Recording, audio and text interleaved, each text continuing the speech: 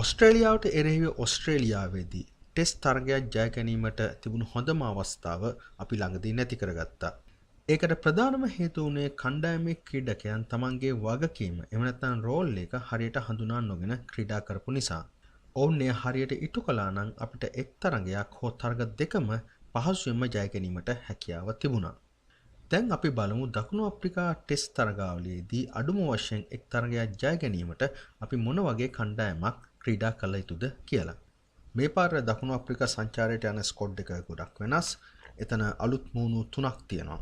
එකක් තමයි ලසිත් නැඹුල්දෙනිය, අනිත් එක්කෙනා මොහොමඩ් ශිරාස්, අනිත් එක්කෙනා ඔෂද ෆර්නෑන්ඩෝ. මීට අමතරව චාමික කරුණාරත්න ගත්තොත් චාමික තාම ප්ලේ කරලා තියෙන එක මැච් එකක් විතරයි. ඊළඟට අපි බලමු ටෙස්ට් කණ්ඩායමේ එක එක පොසිෂන්ස් අනුව මොන ක්‍රීඩකයෝ එම තැන්වල ක්‍රීඩා කරන්න ඕනද කියලා.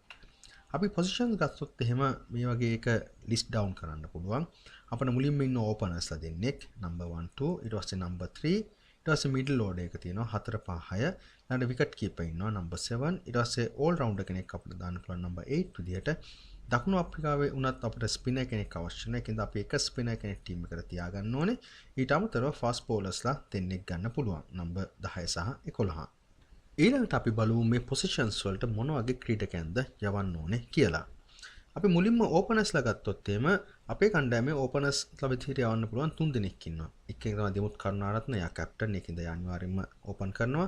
ඊට අමතරව කුසල් ජනිත් පෙරේරා සහ ලහිරු තිරිමාන්න ඉන්නවා. මම මෙතන බලාපොරොත්තු වෙනවා ලහිරු තිරිමාන්න ඕපනර් කෙනෙක් වශයෙන් දිමුත් කරුණාරත්නත් එක්ක යයි කියලා.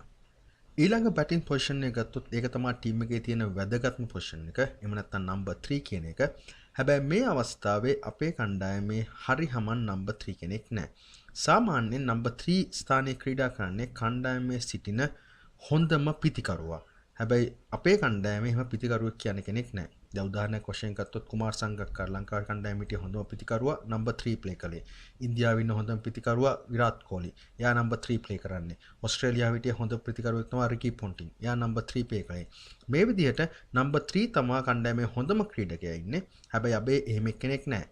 ඒ වුණාට මම බලාපොරොත්තු වුණා කුසල් මෙන්ඩිස් මෙම පොසිෂන් එකේ ක්‍රීඩා කරයි කියලා. හැබැයි කුසල් මෙන්ඩිස් කියන්නේ නම්බර් 3 ක්‍රීඩකයෙක් නෙමෙයි. එයා නම්බර් 4ට හරියන ක්‍රීඩකයෙක්. ඊළඟට අපි මිඩල් ඕඩර් එක දිහා බැලුවොත් අපට පිතිකරුවෝ 4 දෙනෙක් ඉන්නවා මිඩල් ඕඩර් එකට දාන්න පුළුවන්. කුසල් ජනිත් පෙරේරා, ධනංජය සිල්වා, ඇන්ජලෝ පෙරේරා සහ ඔෂද ෆර්නෑන්ඩෝ.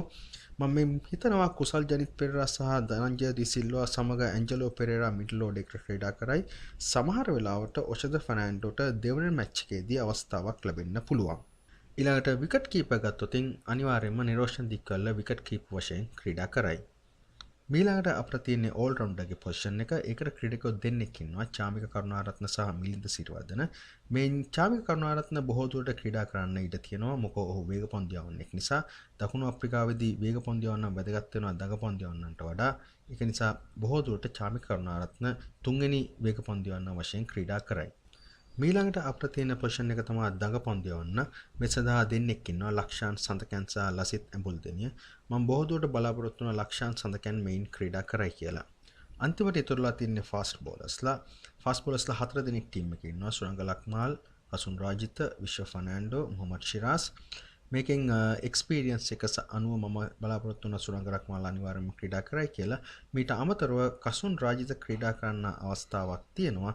කසුන් රාජිත ක්‍රීඩා නොකරනවා නම් බොහෝ දුරට මොහොමඩ් ශිරාස්ට අවස්ථාවක් ලැබෙන්න ඉඩ තියෙනවා. දැන් මේ ආකාරයට අවසාන කණ්ඩායම මෙලෙස අපට පෙළගස්වන්න පුළුවන්. ඕපනර් දිමුත් කරුණාරත්න ලහිරු තිරිමාන්නත් සමග නම්බර් 3 කුසල් Mendis, number 4 Dhananjaya D Silva, number 5 Angelo Perera, ඊළඟ නම්බර් 6 කුසල් ජනිත් පෙරේරා, නම්බර් 7 නිරෝෂන් දික්වැල්ල, ඊට පස්සේ චාමික කරුණාරත්න, ලක්ෂාන් සඳකන්, සුරංග ලක්මා සහ කසුන් රාජිත. මේ ක්‍රීඩකයෝ තමන්ගේ රෝල් එක හරියට තේරුම් අරගෙන ක්‍රීඩා කළොත් අපිට අඩුම ගානේ තරගයක් දිනීමට හෝ ඩ්‍රෝ කර ගැනීමට හැකියාවක් තියෙනවා.